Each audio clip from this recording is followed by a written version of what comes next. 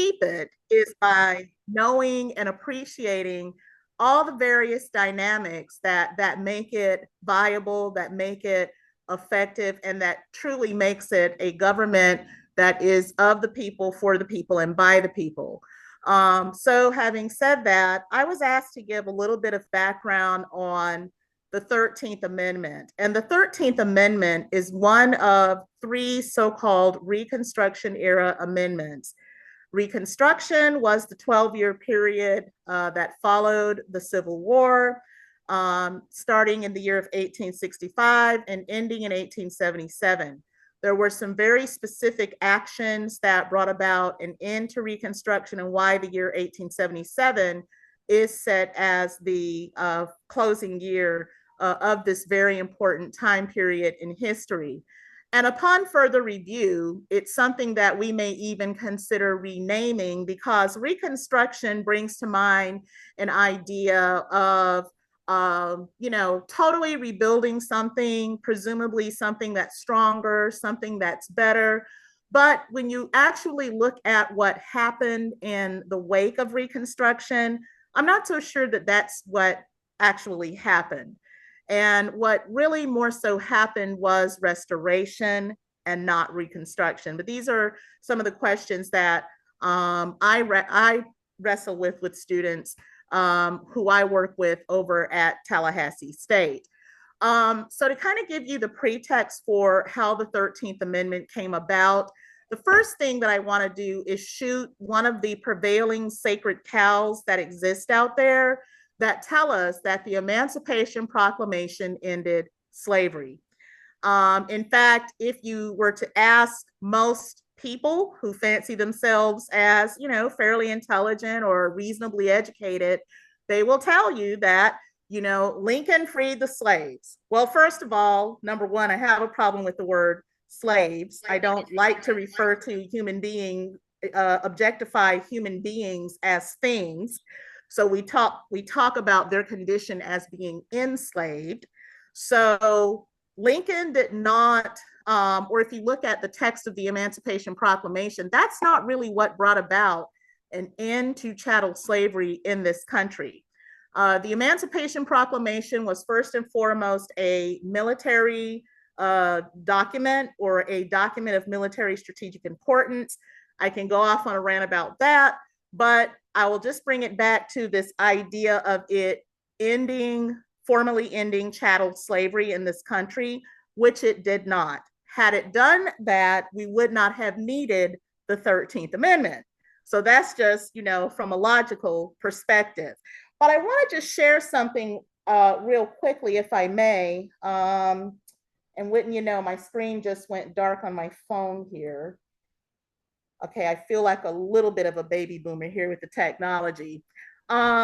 It's like I teach my students, when you read the text of the 13th Amendment, which I would like to do right now, there are two sections to it. First of all, Section 1 reads, "Neither slavery nor involuntary servitude, except as a punishment for a crime whereof the party shall have been duly convicted, shall exist within the United States or any place subject to their jurisdiction."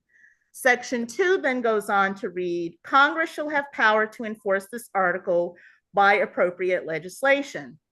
And as I point out in the classes that I teach, whenever you read a legal ruling or a judgment or a decree, especially so far as African Americans are concerned, you must read the fine print. You must read the document very, very carefully, because somewhere amongst the whereases and the therefores and the exceptions include, I call these like got you language, or call this gotcha language. There's always something that you need to pay attention to, and that is where the got you clause comes in at. And in the case of the 13th Amendment, the gotcha clause is hidden right there in plain sight. And for those of you that were listening to the reading of particularly the first section of the 13th Amendment, you probably can guess what the gotcha clause is, right? it says neither slavery nor involuntary servitude, except, then what comes after except? As a punishment for what? A crime, right? So we already know, there's first of all a couple of things that, so much to unpack, right? So much to unpack. Who decides what a crime is, right? There's a fine line between legality and morality. Again, that's a conversation we can have for another day. But the 13th Amendment, it is so important that we are precise in our language. It did not end slavery. It ended chattel slavery, meaning enslavement of individuals that count as private property that you can move, much like you can move jewelry, furniture, household items, things of that nature. Chattel, Chattel. In fact, when I teach this subject, I get my students with it. So the Emancipation Proclamation, we know it did not end slavery because, again, you have to read the gotcha language. The proclamation was only in effect for areas that were under rebellion to the Union as of January 1st, 1863, which meant if you were an enslaved person in New Orleans, which was already under Union control by that point in time, or even Jacksonville, Florida, the Emancipation Proclamation didn't apply to you because these were areas that were no longer in rebellion, right? So the Emancipation Proclamation did not end slavery. The 13th Amendment did not end slavery. It ended a specific brand of slavery. But what is the gotcha clause? Being duly convicted of a crime. And as I point out to my students, when you drive by and you see a work crew, an inmate work crew, and they're wearing the jumpsuits and on the back is stamped the words property of. Now, see, y'all thought they were talking about that jumpsuit. But were they talking about the jumpsuit or are they talking about the individual in the jumpsuit? Well, according to the 13th Amendment, which is why that exception clause for criminal convictions is so key to true reform that must occur when you talk about the criminal justice system in this country. Now, in terms of it being a part of the suite of Reconstruction amendments that my esteemed colleagues will later expound upon, and I think, Commissioner, were we going to be entertaining questions from? Yes, we will. Okay, great. So I probably will just go ahead and end my remarks here, so as to give my other colleagues an opportunity to expound on the amendments that they have been assigned. But the 13th Amendment, just the primary takeaway I'll make before turning it over, we should know first and foremost, ended chattel enslavement, but did it end slavery per se? And the answer to that, of course, would be no. Wow. So, that's a lot. That's a lot to swallow right there. That's a lot. And we thought we knew something about something. That's a lot. Thank you. And we'll hold your questions if you would. We're gonna go ahead and get to everyone, and then we're gonna come back and have a conversation and get our questions answered. Next, we're gonna go to Ms. Tiffany Packer, who's gonna talk to us about that next amendment, the 14th Amendment.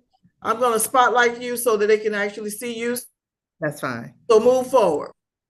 Thank you. Good evening, everyone. I want to first thank Commissioner Williams-Cox for inviting me to come on here to such an esteemed panel to communicate with our community and have a real and true and necessary conversation. These are the types of, people say, hey, you talk too much, we talk too much. It can be argued that we don't talk enough.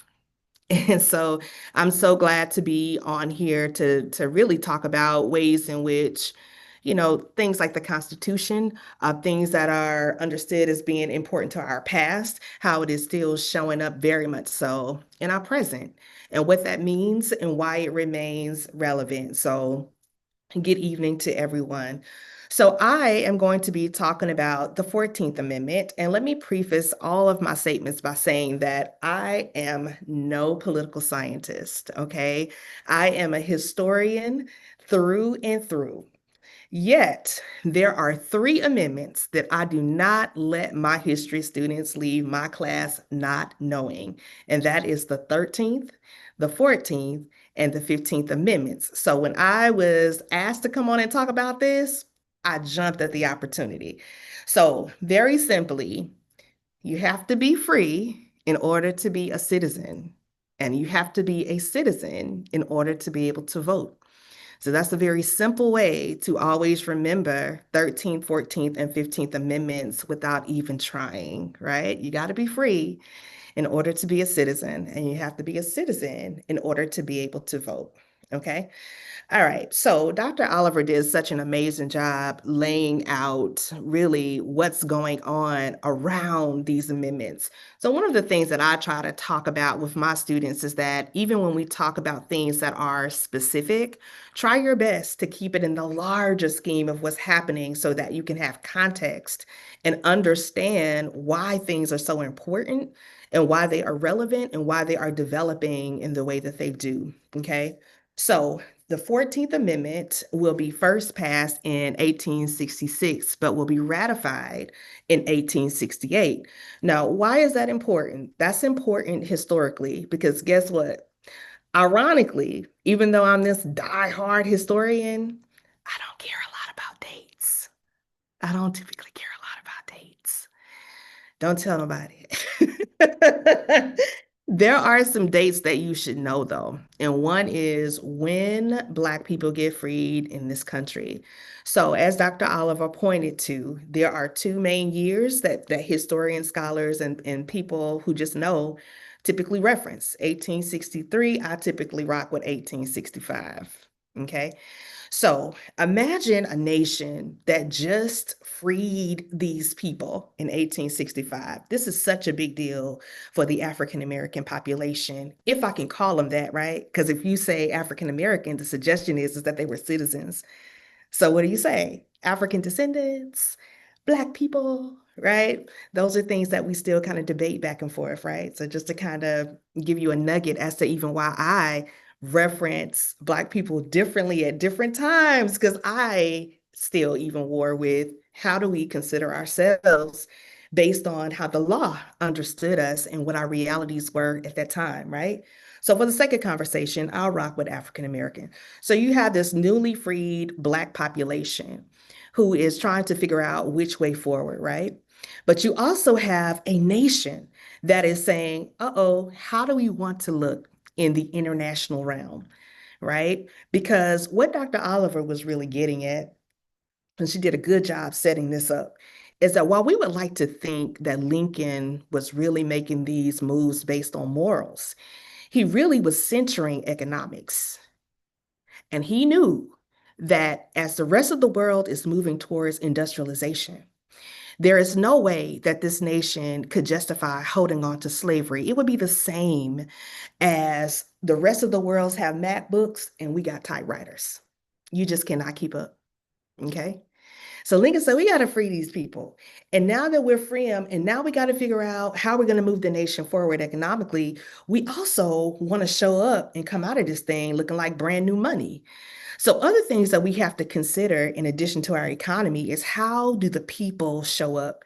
How are we going to understand them with our government? And how are we going to define what an American is, what that means, and what it looks like? So I just kind of jotted some stuff down. So again, it was passed in 1866, a year after emancipation, the second Emancipation Proclamation, ratified in July, just a little over a year and a month later, 2 years, I'm sorry, in 1868, which was intended to, the 14th Amendment was intended to extend the rights and liberties that, at least theoretically,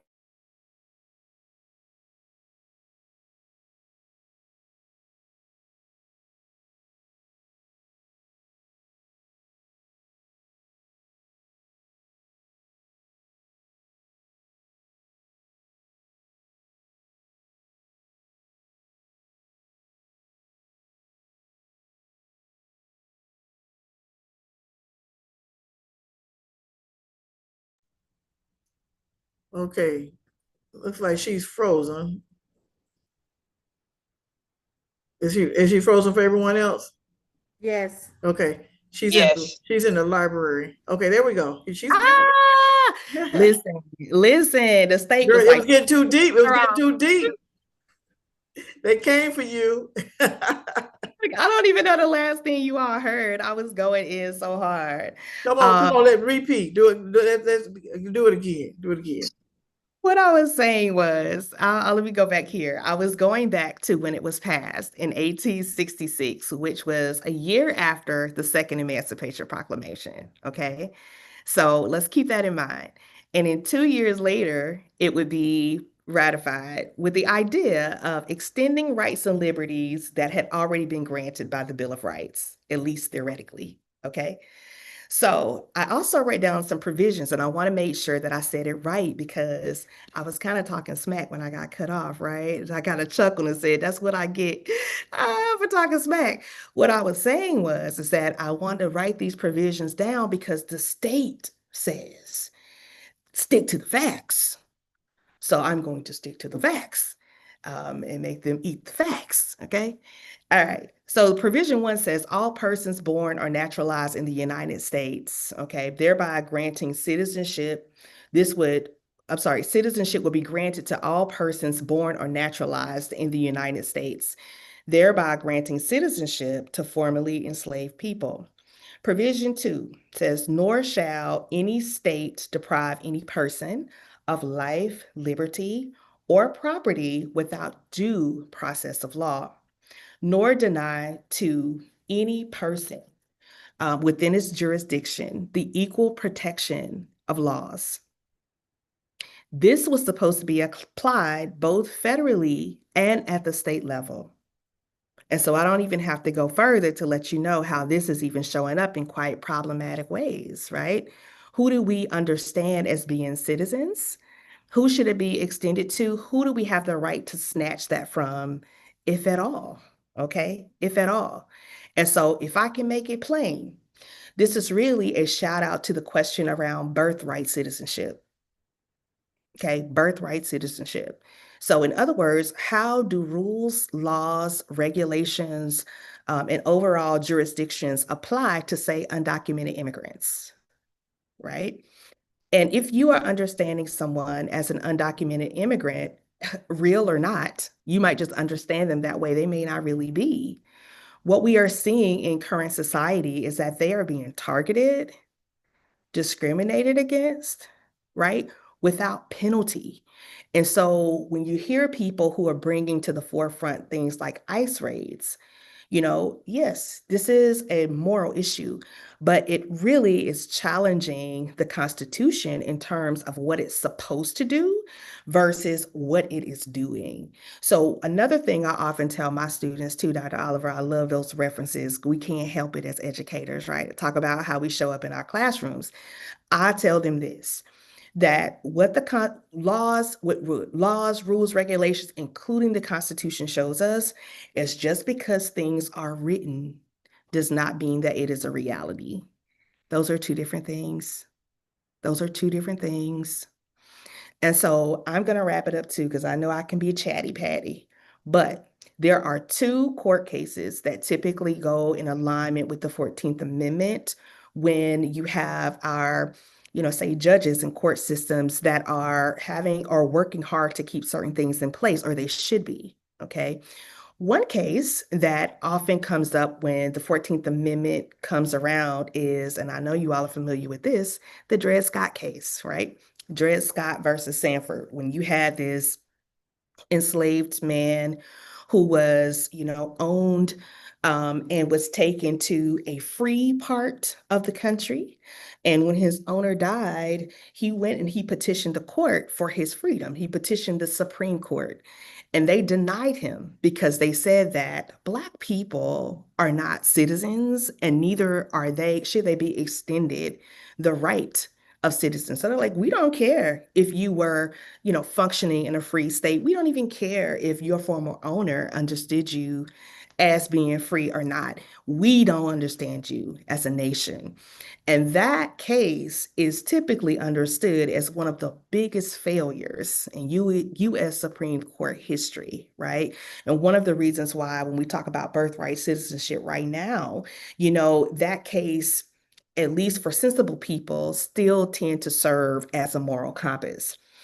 The other case that is typically referenced when talking about the 14th Amendment, too, is the United States versus the Wong Kim Ark, which was this Asian American man who was born to Chinese parents here on American soil. Now, his Chinese parents had gotten American citizenship, but had decided later in life to relocate back to China. He stayed in the US. He went to visit them in China. Upon his return, he was denied entry into the US because there were questions around if he is understood or should be understood as a citizen. And that was in 1898 at the turn of the 20th century. And so he will win that case. But it also became a moral compass case to say, listen, this country, birthright citizenship is a thing, and we have an obligation to be moral to the people who are living here. And we have an obligation to just simply do the right thing, right? So when we in 2025 see people like our current president, Trump, right, who is saying, look, we maybe should reconsider how we understand things like birthright citizenship. And we have judges that are still working diligently to uphold the court systems. And what is he doing? He is now releasing things like ICE or talking about building walls, right? And so it is becoming more about an ego. The ego is becoming much bigger than the Constitution. And so this is really a telltale sign, and really, I should say, a warning of if we don't call a thing, if we don't do it now, then what we do is run the risk of what we know as being the Constitution becoming no more and nobody upholding it. Because guess what, y'all? It's not just Mexicans, right? It's Haitians. Look, Brother Chuck, how I know you're not Haitian? How they know I'm not Haitian, right? Or whoever else that they may deem to be different or undocumented. And so even people who are documented are being targeted and there are no repercussions for them.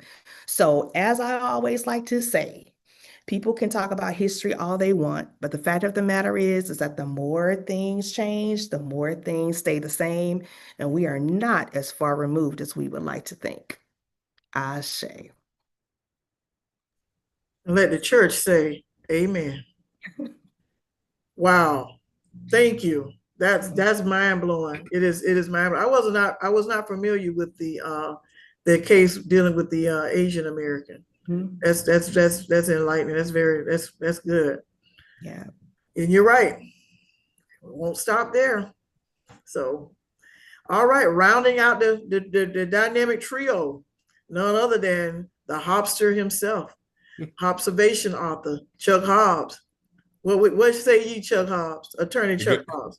Good evening, everybody. And again, as my colleagues have said, thank you, Commissioner Williams-Cox, for your continued leadership when it comes to expanding the knowledge base of your constituents, as well as for people who live, whoever will be able to get a chance to listen to this, I think will come away enlightened. And I thank you for that. I know that I had an opportunity to participate on one of your panels back in March. And you promised then that you would keep this going. And I am very glad that you are. And I think it's important because we all are on social media. And I think that one of the most disappointing aspects of the modern era is how uninformed so many people are in America.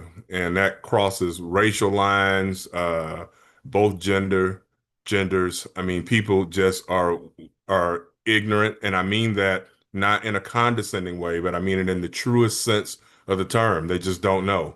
And what's sad about it is they're blissfully ignorant in that they don't know, some don't know and don't care to know, But I believe that it's important for those who may not know and care to know to get the information that we're providing here tonight and in future uh, panels just like this. And again, because no one knows everything. I'm sitting here listening to Dr. Packer. I'm listening to Dr. Oliver. I learn from these ladies. I'm fans of both when it comes to their scholarship and their abilities to make it plain with regards to what has happened throughout history here in the United States and around the world. And again, and nothing makes me happier than when people say to me sometimes, "Hey, Chuck, I didn't know that." And that's how we learn. We share, we write, we email, we text, we talk. And I think that ultimately, if we do that, the people who are thinking types will be able to overcome those who don't, who just see politics as some sort of diversion, something that's funny. I think that to a great extent, the rise of Donald Trump in particular over the last 10 years has been exacerbated by individuals who are very much casual uh, participants in the political process. And I hope I live long enough. I hope we all do to be able to see once he's out of office, because I have a strong suspicion that what they call MAGA is really a cult of personality, so to speak, and that without Donald Trump at the head, I think that the snake will eventually die off, because most people that supported him 10 years ago and to this day, they really can't tell you the difference between a conservative or a liberal. They can't talk about policies. They just talk about personalities and feelings, particularly with regards to racism. And that rounds back into what we're talking about tonight. What we are seeing is some of the same brushback that our ancestors saw during the turn of the 20th century, when Reconstruction, and we've all been talking about what is generally called Reconstruction. These amendments are the Reconstruction amendments. Uh, Once Reconstruction started to make some progress, there were a lot of whites in the South who were like, no, this isn't the way we want to go. We need to reestablish the old social order, even if this 13th Amendment says that we no longer own these black people. And even if this 14th Amendment says that these people are also American citizens. And even if this 15th Amendment says that black men can vote, well, we don't care about any of that. We want to make sure that they understand here in the South that we're still in control. And I want to start my commentary off on this.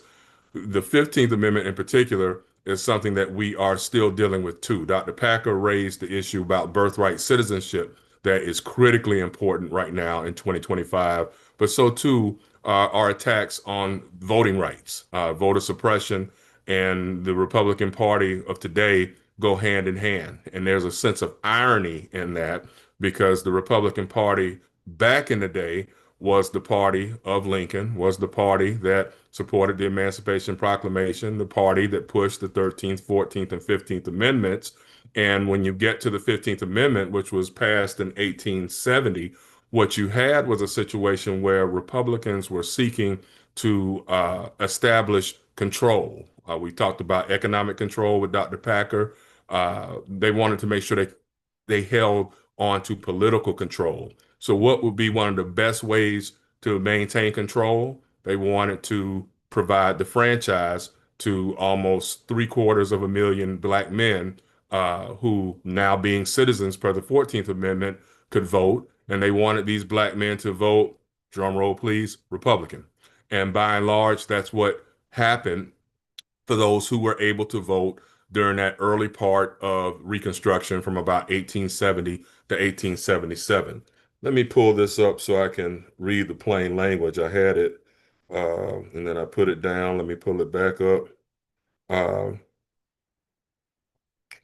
Give me 1 second, y'all. I hate to have these pauses. Okay, here we go. Section 1 of the 15th Amendment: the right of citizens of the United States to vote shall not be denied or abridged by the United States or by any state on account of race, color, or previous condition of servitude. Section 2: the Congress shall have the power to enforce this article by appropriate legislation. So here we go. 15th Amendment was passed. Black men were eligible to vote. many black men began to vote. Now, if you're asking, why do you keep saying black men, lest we forget that women did not gain the franchise until almost 40 some odd years later in 1919 when the 19th Amendment was passed. So that would come down the line. But on paper, black men, as of the passage of the 15th Amendment, had the right to vote. And there was about 700 some odd thousand black men who actually did register throughout the South and did participate in the voting process from 1870, when President Grant was still president, former Union General Grant was the president, until 1870, I'd say actually until the 1880s. And let me tell you what happened. So some of you may recall from your history classes the Compromise of 1877. And just briefly what that was is during that election, the two main candidates came down to Samuel Tilden and Rutherford B. Hayes. And it was a highly contested election. So those of you who are old enough to remember Bush v. Gore, this was something akin to that back in 1876 during that election season. And so what happened is there was a compromise that was reached, which is Democrats, which were primarily in the South, were like, okay, we'll get behind Republican Rutherford B. Hayes if he promises to remove all federal occupying forces out of the South. That's essentially what wound up happening. That was the agreement. And once those Union soldiers marched back north, I mean, obviously there were still some bases left in the South, but for the most part, once the occupying forces left, that's when the old Confederates who had not died off and were not killed in battle, they got right back into power. And they systematically set up a process that we now call Jim Crow laws, starting around maybe early 1880s.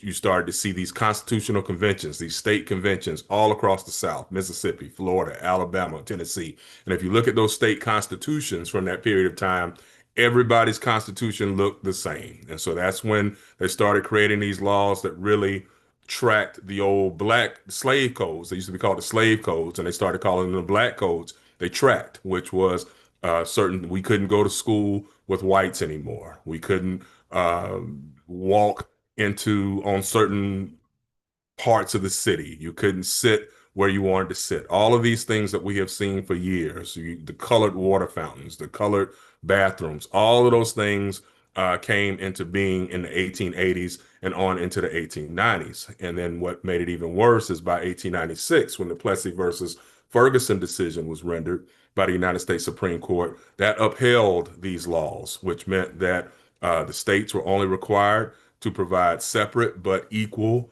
accommodations. And that's always been something that was funny to me because many of us, some who are even on, I see some of my surrogate moms and aunties who have joined us are old enough to remember the Jim Crow era. And they know fully well, as my mom reminds me all the time, that yes, things were separate, but they were never actually equal. And that's one of the reasons that you see a lot of HBCUs that were founded as public HBCUs during this period right now. They are still fighting to be able to get money, some to the tunes of billions of dollars, even Florida A&M University, because they were separate, but they weren't getting the same disbursements that the University of Florida and later Florida State University was receiving during this same period of time. So with that, once Jim Crow became the law of the land per Plessy, that's when black voter rights all but disappeared for the next, how many, 1896 to 1965? Yeah, for the next 69 or so years. That is what you saw throughout the United States of America. Now, of course, there were some blacks that were able to vote depending on what pockets of the country that you lived in. If you were black and you lived in certain parts of the Northeast, certain parts of the Midwest, sure, you may cast a ballot. But when I was talking to my mother again earlier today about this panel that we were going to have tonight, she burst out laughing. And I mean, I say laughing, gallows humor type of laugh. She says, "Oh, you're going to be talking about the jelly bean count and how we had to go and guess how many pennies were in a jar or how many jelly beans were in a jar and what have you." And on Facebook, one of my close friends that went to Morehouse with me, John Harkless, he actually produced a receipt of the poll tax that his father tried to pay back in 1950 something in Jackson, Mississippi. He still has it. And these are the things that our people had to deal with, the hoops they had to jump through, which basically meant black people weren't going to vote. And so what we found is, even though, like Dr. Packer said, it was written on paper that black men, and then later with the passage of the 19th Amendment, black women too had the right to vote in the United States of America if they were citizens. At the same time, the paper was meaningless because what you had was southern states that were under control of individuals who were the supervisors of election that weren't going to let anybody black wind up voting. And so that's what the entire, not the entire, but a huge portion of the civil rights movement. Obviously, the first part was to try to make it so that public accommodation segregation would be ended. But a huge part of that also was and that was accomplished with the Civil Rights Act of 1964. But the Voting Rights Act of 1965 was absolutely critical because without it, there were not measures, before that, there were no measures in place to enforce black voting rights per the 15th Amendment. And then once that was passed, you started to see finally black people being able to register and vote all across the former Jim Crow South. Now, how is that still applicable to today? About 12 years ago, some of you may recall the Shelby versus Holder decision, one of the most disappointing decisions probably of the last 25 years, to be honest with you, where basically, and it was led by none other than Clarence Thomas, which is why I always say that all skin folk ain't kinfolk, but he joined the conservative majority in ruling that certain provisions of the Voting Rights Act, which required southern states that had a history of discrimination to get pre-clearance before making any changes that could infringe upon black voting rights, that they had to get pre-clearance from the federal courts and what have you, that's now eliminated. And what have we seen over the last 12 years? More voting suppression shenanigans than you can shake a stick at, eliminating early voting hours that detrimentally impacts a lot of black people, souls to the polls. That became a very popular thing over the last 30 years. Well, there are attacks on that across the South because they're like, we don't want these black people showing up at the polls on Sunday. They need to show up Monday through Friday from 8 to 7 or whatever, 7 to 7 and what have you. And that's difficult for a lot of black voters because what are they doing? They're working and they might not have a boss that's sympathetic to say, hey, you can get off early to go vote. Likewise, you start to see all sorts of other suppression acts that are going on right now, gerrymandering. You're starting to see where the state of Texas is threatening to get rid of all of the Democratic seats that are available in the state. And now they're holding back a little bit on that because they understand the numerical issue, which is, okay, if y'all do that, then if Illinois gets rid of all of the Republican seats, because Illinois is a blue state, and if California gets rid of all the Republican seats, and if New York and New Jersey follow suit, they can't match that energy, so to speak. So they're talking big talk about it, but I actually believe they're going to walk that back because they don't want to see themselves cut off their noses to spite their face. But all of these things harken back to the 15th Amendment and black voter suppression, which is one of those things that makes me scratch my head when I see a lot of black people that I know, a lot of black people that you all know, educated, intelligent people, got good jobs. Some of them are pastors, some of them are lawyers, some of them are professors, and they wear the MAGA hat. And I just sit and stare sometimes like, how on earth can you support policies that actually would infringe upon your right to be able to cast a vote, even for these MAGAs that you support? It just defies credulity to me, but that's where we find ourselves right now. And again, I hope I was able to tie in what was with regards to black rights to vote to what we are still fighting at this very hour. Wow. That's all I can say. WOW. Wow. All of this information is mind-boggling because we think of these things that happened way back when, but you look and you see some of these things are beginning to occur again. And I'm a news junkie, so I wake up watching the news. I go to bed watching the news. I just believe that we need to stay informed. And I know there are many folks who say, I don't do politics. Well, you don't have to do politics. It'll do you. So I rather do politics to be able to educate and advocate for people who may not do politics. So the three of you tonight have just been phenomenal. And I know you all you're being brief because this is not a class. And you know, some of us, our attention spans are short and you know, we can only absorb so much. So thank you all for giving us what you've given us, and we are now more educated than we were before. I want to just take this time to say thank you. Thank you for taking time out and doing the prep work to share this with us. And I want to open the floor for any questions that anyone may have. Feel free to ask your question. Sharon Berian, I see you. You're recognized. Thank you. I had my camera off, but I'll turn it on. First of all, I just wanted to thank you, Commissioner Williams-Cox, for pulling all of this together. And I also really want to thank the speakers. What an amazing presentation each of you gave. My father was a Black history teacher back in the day.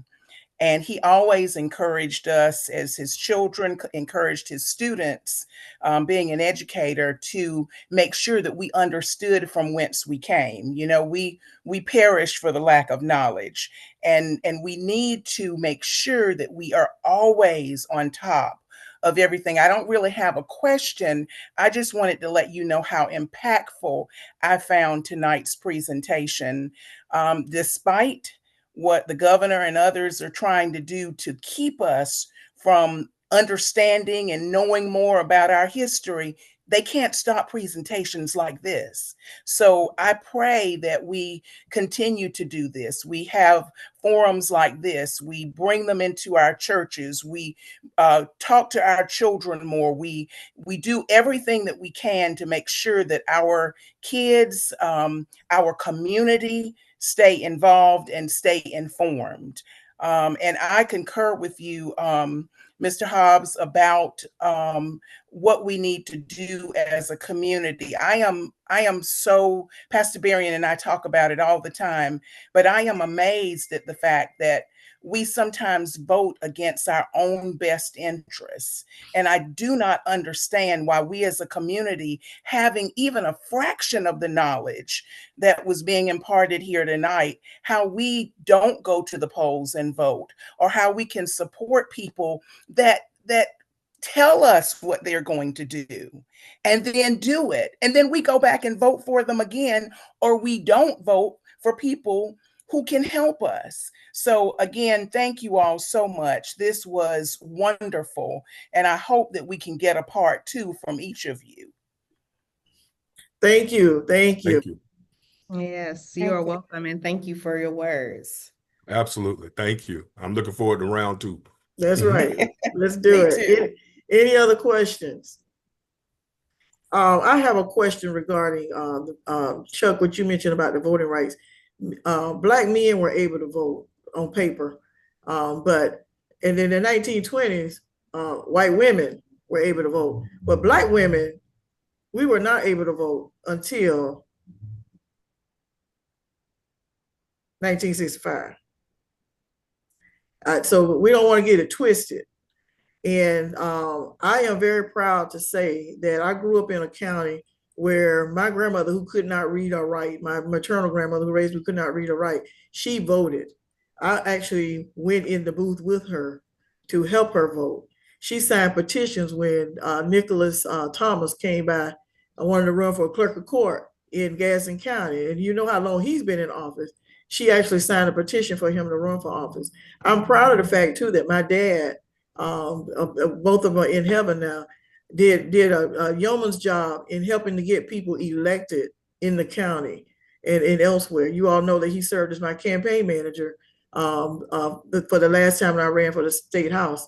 And he went back to Texas, and then from Texas he went to heaven, trying to get me there. But I'm very proud of that, and I know that many of us are very proud of what our ancestors have done. Those who couldn't read or write, those who understood that education was key. What can we do now to get that feeling back? Because I think that for the lack of, we've lost a generation who didn't get civics, and I think it's very spotted. I also know that Dr. Oliver, history is not required anymore to graduate college, and we're just, I don't know where we're headed, but I hope that at some point we head back to pick up some of this stuff that we gained and carry it forward. If you all could each of you could just offer some suggestions of some things that we could do. I know Sharon Marion mentioned getting it into the churches, into our children and what have you. What else can we do to try to educate our community on the importance of what's going on here? So if I may kind of kick the response off, I have been a Bible reader and try to the best of my ability, follow it most days. But at least studier of the word for most of my adult life. And one of the things that seemed to be a recurring theme, particularly in the Old Testament, the children of Israel, they see the wonders of God and all that he does and the provisions that he makes for them. And then they achieve a level of prosperity, and then they go off into far country and they lose their minds, and then trouble and tribulation come, they get smacked down, and they run back to God again. So what am I saying? If there is one silver lining to this current cycle of reactionary politics that we have found ourselves in for, quite frankly, the better part of the 21st century. I mean, we started the 21st century with a two-term Republican president in W. We had a brief respite with Obama, but then because of Obama, we got the backlash of that is Trump. We got a respite in Biden, and then here we are again. So for most of the 21st century so far, we have been in this reactionary right-wing cycle of politics. And if there is one silver lining or one, potential positive takeaway from this, is people are messing around and finding out, particularly in this cycle, like they voted or they failed to vote in some cases, which is just like voting. Really, when you don't vote, you are in fact voting. And they're saying things like, oh, I didn't know it was going to be this bad. Oh, I wish we could, do these things over. If I had to do all over again, I'm regretting my vote, or I'm regretting my choices. This is really a teachable moment for us that we are in, to remind members of our community what our ancestors had to surmount, what our ancestors were able to achieve in the face of seemingly insurmountable odds, with a fraction of the resources that we have now. What they were able to do, the institutions they were able to build, the families they were able to sustain, the communities they were able to support. Again, with the fraction of the resources, knowledge, and education that we have now, we really don't have excuses. We really don't. I mean, they have shown us their hand. Now it's time to play the hand that we're being dealt. And we can run away and sort of cower in defeat and kind of wallow in, pity. Oh, they're not going to let us do this and they're not going to let us do that. Make our own opportunities and do what you have done, Commissioner Williams-Cox, and create spaces for us to have these conversations, for us to become better informed, better educated. I loved the suggestion that was made by one of our attendees about getting it into the churches. The Black church has always been a fulcrum for, something that we've leveraged for change. It's an institution that historically has been 100% what we have built and what we have controlled. So there's nothing that says we can't do Saturday schools in our churches on Saturdays, a la Jewish kids who attend Saturday schools and other members from other communities. So yes, in the midst of all the darkness we're navigating, there are some real opportunities here. And I just, will hope that we take advantage of those opportunities and don't give in to the despair, which is very, very easy to do. Very easy to do. But I think that that's what they want us to do. But what you said is very encouraging. Is not having that defeatist attitude. We're smarter than that. We can figure out how to get around these barriers. Chuck, what do you say? And Donna, I see your hand. I'm going to come back to you.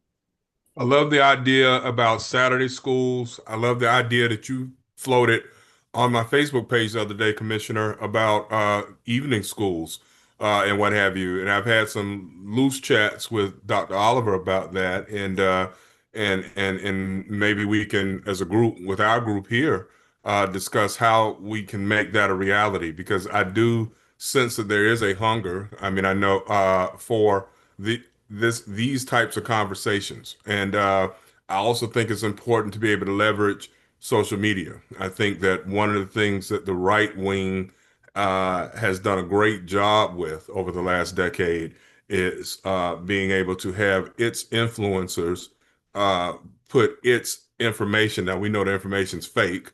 They like to call real news fake news, but we know the fake news comes from the right. But they do a really good job of meeting their constituents where they are. Short blurbs, short posts. I know that one of the things that's interesting about historians and political scientists and lawyers and what have you, we all tend to be long-winded, and we all love to read. We don't get nervous when you see a 400, 500, 600 page something coming like, ooh, this ought to be fun. I've got something that's going to get me through the next weekend or two. But most people, it's okay. That's not what they want. But we have to be able to read those things and then break them down into 5-minute segments, 3-minute TikTok segments, sometimes a little longer segments, 10, 12 minutes and what have you. Because again, attention spans are what they are, but we just want the information out. And so I think that if we can start to galvanize in that way, understand these new forms of media, and begin to fight fire with fire, so to speak, I think that will help, because there are a lot of people, even MAGAs, who are really confused now. And I know we're all laughing about mess around and find out and the more expletive form of that and what have you. We get it. But at the same time, there are a lot of them that are starting to realize, wow, I've been had. Yeah, I don't really like black people. And yeah, I don't really like the LGBTQ community, but I didn't mean that I wanted to give up my Social Security or lose my job or actually get deported myself. I thought y'all were only going after the criminals, not the rest of us who are here with dubious statuses, but are working. So with that, I think that, if we can do that, we can start to fight back and make some change here, because there are opportunities. There are some great opportunities because there are a lot of people who are hurting across this country, and they're hurting in the pocketbook. I mean, at the end of the day, I don't know if y'all saw this. I'll probably post it, if not tonight, tomorrow. But I saw where this one woman had a social media post up about a cart that she and her husband had made, I want to say at either Walmart or Target or somewhere during the pandemic 5 years ago, and how she went back and did and reordered everything that was in that cart from 2020 today, and it costs almost 3 times as much for the same items. That's a problem. People are not earning more money. People are finding that the prices, though, continue to rise. And eventually, just like when you put too much air in a balloon or too much water in a balloon, eventually it's going to burst. It's going to burst here. And we have to be prepared to not just say, aha, see, we told you so. We have to be able to have real cogent plans to fix all of the foolishness that's going on right now. Yeah, and to come back from it. Dr. Packer, you want to add anything to that? I do want to add something. So I think the original question was something like, how do we keep these conversations going? What are ways to continue to educate the community? And I just want to say, one of the things that I think we've been reminded about is that we do not have to wait for permission to do these things. We have the ability, we have the capabilities, we have the knowledge, we have the people who are qualified to lead these conversations, and we can do it on our own.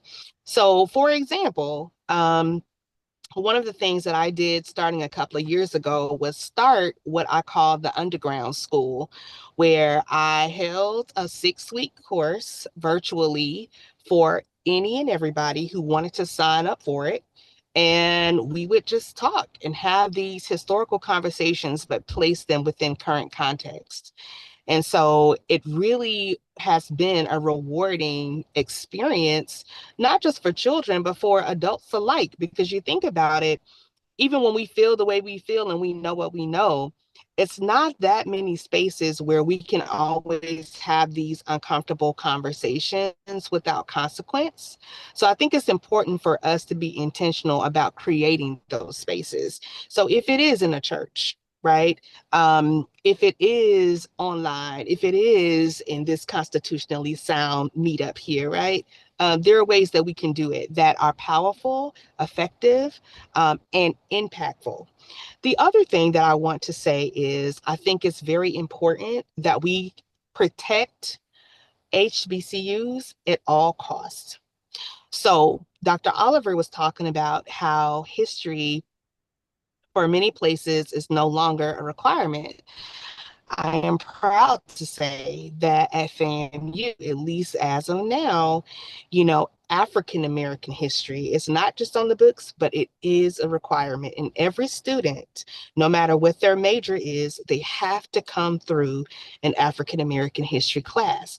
And as far as I know, that is the only public university in our university school system here in Florida that has that requirement. So others may act like they don't know, but we are still holding it very much so dear and important, which is why it is important for us to rally around our schools, if you're an alum or not, because institutions, HBCUs, in our case, FAMU, has served as the foundation for Black all communities, but especially Black communities. And so that was historically one of the only places where we could get this work. Absolutely. And so we have to make sure that we continue to protect it at all costs. Absolutely. Thank you, three. Donna, you had your hand up. We want to give you an opportunity to ask your question or make your comment. Okay, thank you so much. Can you hear me? Yes, we can hear you. Okay, thank you very much. I enjoyed the presentation and it was really eye-opening. It brought back some memories because I came up in the segregated environment where we had a history teacher that tried to bring all of that type of information to us. My concern is I realize that the churches play a very important part in providing information to individuals. However, there are a lot of people that have moved away from attending church. And so those individuals who are connected with churches have a tendency to be more knowledgeable about the political process and what's going on. How can we get to the other individuals who have moved away from the church, or those individuals who've never been connected with the church, but in our community, and they are not informed and they're not voting? I think some of the presenters kind of gave some suggestions and some other ways of getting that information out. But what can we do to get to that population that's not coming to the church, that's not connected with the church? Excellent question. Did anyone want to take that? I think Chuck said it best with social media. I mean, that is really where our people hang out. Yeah. And it's our people of, across ages now. It's not just, and I think it's the platforms do matter. I am the mother of a soon to be 17, just turned 15, and soon to be 13-year-old. And they constantly remind me that Facebook is for old people. Yes. Their generation is on Insta and TikTok. And so as Chuck pointed out, we kind of have to go where the people are. And I've even and YouTube Shorts, that's becoming a thing now. Even, you know, churches are recognizing the need to be more present in those spaces. And I think as far as civic engagement is concerned, these are great tools to expand our reach and to meet people where they are. Absolutely. I wholeheartedly agree with what you're saying. You got to know your audience, and you got to know it's generational. It really is. Absolutely. And you've got to go where they are. Who are you trying to reach? Because as Donna said, we grew up in the church. It wasn't, you know, you didn't tell somebody that you don't feel like going to church, because, you know, we got drugged to church. But we all grew up with a drug problem. and sometimes they sent us, and you had to, as Stevie Wonder says in one of his songs, he talks about passing that candy store, and you better not go in there and spend that money. You better take that money to Sunday school. My grandmama used to tell us that, you know, the one who couldn't read or write, she could count her money, and she told us, we better pass that candy store and get to that Sunday school, because when she got to church, we better put that money in Sunday school. So yeah. And another thing I will offer too is in our community, having community meetings, when we have our neighborhood association meetings, you know, being able to provide some information there, even little tidbits, or attention spans are short, give a handout or something, and do a tidbit on did you know, and give them a way to get more information. And whenever you're having a social gathering, bring food, make sure they know refreshments are going to be there, because that sometimes will bring people out as well. Thank you. Great response. Sharon Berrien, you had your hand up. Yes, I just wanted to follow up on, I think all the speakers touched on this, but Dr. Packer said something that just I thought was very important too, and that we need to be very intentional about this. And many of us, even on this particular meeting, we are involved with civic organizations, Divine Nine groups. Many of our organizations, Greek organizations, work with young people, and we need to provide every opportunity we can to make sure that our young people get this information. So anytime we have an opportunity, when we can host a webinar, we can host a workshop, we can make sure that some of our youth groups get this information. We're all connected in various organizations, like you said, with neighborhood associations. So being intentional about using every opportunity with every group that we're associated with to make sure that the information gets into the hands of the people, like Donna said, people who might not come to church, but might come to a Greek event that we are having. For the young people, making sure that when we host these workshops that we have for our young people, that our history is a part of what we are doing and sharing. They're not going to get it in the school system now because of what's being done, albeit legally, but they can get it from us. And we have to be intentional about doing that. Right. You're absolutely correct. I was just reminded that in 2015, I took a group of young people on an extended weekend. I took them on a field trip, a civil rights field trip. And children love to travel, so this is going to be another way that we can get to them. We went to Selma. We walked across the Emma Pettis Bridge. We went to the museum there. We went to Birmingham. To the museum there. We didn't get to the church because it rained so hard we couldn't get there. We went to Memphis to the Lorraine Motel. Can you imagine what they saw there? And we also went to the new it wasn't a museum. I don't think it was called a museum, but the new Martin Luther King Center, where they actually had an opportunity to sit at the counters and hear some of the things that were being said to the Blacks who sat at the lunch counter way back then. I think that our children need to see, touch, and feel. They not just sit somewhere and listen. They need to see, touch, and feel. And some of the adults need that same kind of thing to be reminded of where we've come from. So I think all of these are, and you educators, y'all have what you call tactical learners, those who have to touch and feel, those who, you got to know how people learn and help them to be able to get the education that they need so that they can then share it. So I know that in Tallahassee, there is a gentleman who was going to be taking some children on a civil rights tour. I can't remember who it is right now, but from one of the local schools, I think it may have been Cornerstone, that he was planning to take the kids on a civil rights tour. So that too, and not that you don't even have to go out of town. Many times in Tallahassee, we have museums right here in Tallahassee. The Riley Museum and the State Museum and different things right there on site. Just a walking tour could help them to touch, feel, and see. Go and visit the Supreme Court, the Capitol, to see how things progress and how we finally found our place and our spot in government. And Chuck, going back to what you were saying about voting rights, way back when we had Blacks who held state offices, right? During before Reconstruction. You don't hear about that a lot. Mary May wrote a book, several books. And for those of you who know her, she's a longtime historian, taught at Florida High and at Rickards.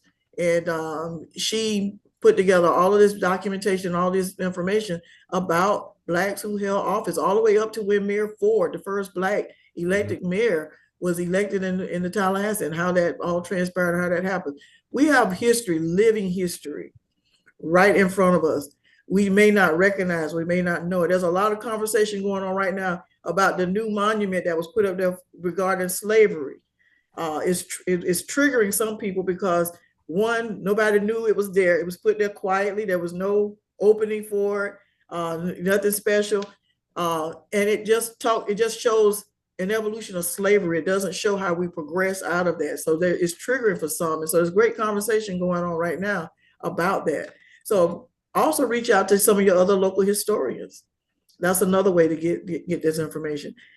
Listen, I am full, and I hope that everyone who joined us tonight, you feeling the same way I'm feeling.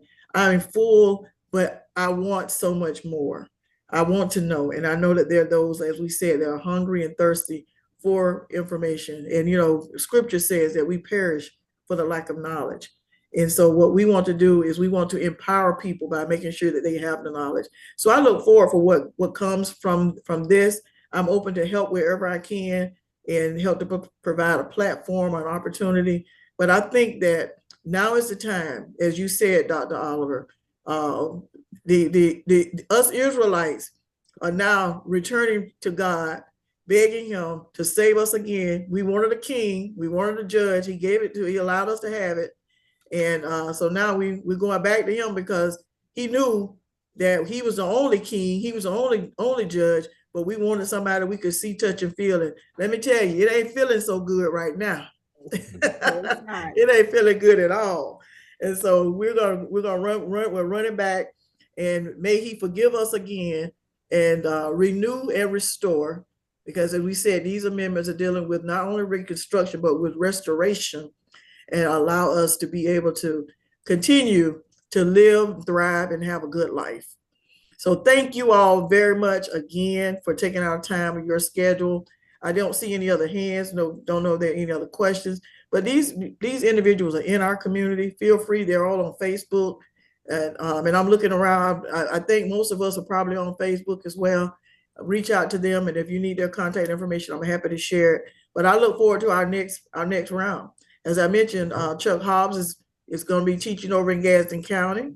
Dr. Oliver has shared her information. She's over at Tallahassee State College. And Dr. Tiffany Packer, you're at Florida A&M? Yes, ma'am. So, we ain't hard to find. We ain't hard to find. As Dianne would say, we ain't hard to find. So, we ain't hard to find. So let's get this knowledge while it is here. What happened tonight, some people actually charge for you to attend conferences to get this. But tonight, was a great opportunity. We thank you all for giving of your time and your knowledge. And with no other questions, and I want to thank everyone who played a part in making this happen. I want to thank my chief of staff, Dr. Tawanda Davis. As many of you know, I am sitting in Indianapolis. Actually, I'm sitting in Lebanon, which is near West Lafayette. Her daughter graduates this weekend from Purdue. Oh, and listen, that is Awesome. history, that's history making in itself. yes. She is a young Black female who is graduating with her degree in mechanical engineering. Wow. That's Who awesome. attended McClay. Okay, she attended McClay. She came to Purdue, and I'm so proud. She came here and found her tribe, and she That's joined a great. group of That's other Black wonderful. engineers, and she is doing the doggone thing. So we're here to witness her graduation. So I want to thank Dr. Davis and all others who helped to make this happen. We really appreciate you. And until the next time, we want to make sure you're constitutionally sound. And you know, the Lord just gave that to me. I don't know where we're going with it, but we're gonna try to make sure we're constitutionally sound, because that Constitution has withstood any president, any one president, and we're gonna survive this one as well. Amen. So thank you all, and have a good night. This has been recorded, and we will be sharing it. Thank you so much. Thank you, everyone. Thank you all so Good night, much. everybody. Good night, Good y'all. night. Looking Good night. forward to part 2. Thank All you. right. Thank you.